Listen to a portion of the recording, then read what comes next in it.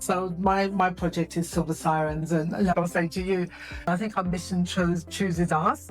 And for me, Silver Sirens, that was something that grabbed me by the neck and didn't want anything to do with it. And for me, I had my midlife crisis, closed my business, and then I was kind of like, what am I going to do next? So when I went back to uni, studied, my first 4 clients were all women who came to me for age-related anxiety. I hadn't thought about aging up until that point, ever. And suddenly we're talking about their feelings of invisibility. Some of the women were talking about hair going grey, and there's no way I can let my hair go grey. I've always dyed it. Just all those, the change in the bodies, just been in that transition in life was where they've got kids and they've got the sandwich years, they've got the older parents, just all these dynamics that I hadn't really thought about before. And suddenly I was dealing with all of this and having all these conversations. And these women started to refer other women to me. And then when we started to look at the aging thing, I thought, why are these women so negative around aging? Because for me, my mother blossomed at 50.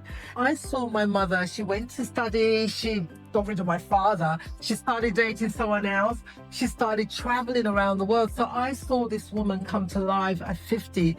So that was my role model. Plus, from a cultural perspective, my culture, most Africans have revered the elders. Yeah. Everybody wants to be the oldest person in the room. That's what you want to be, because you get the most respect, everyone defers to you, everyone treats you the best.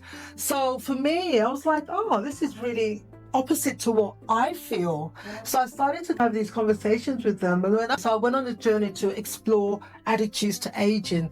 And what really got my goal, the Western attitude around loss of value and not valuing the wisdom and the value in youth really upset me. But what upset me even more was the narrative around men was very positive. It was like dashing, fox, distinguished. But around women, it was all around decay and loss of value.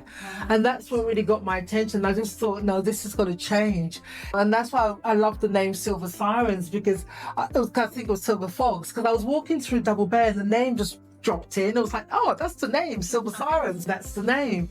But I really struggled with it, because I just thought, I'm not the right person for this project, because I don't really care about age. I'm not worried about age. It's not a big deal to me. I was about 52 at the time.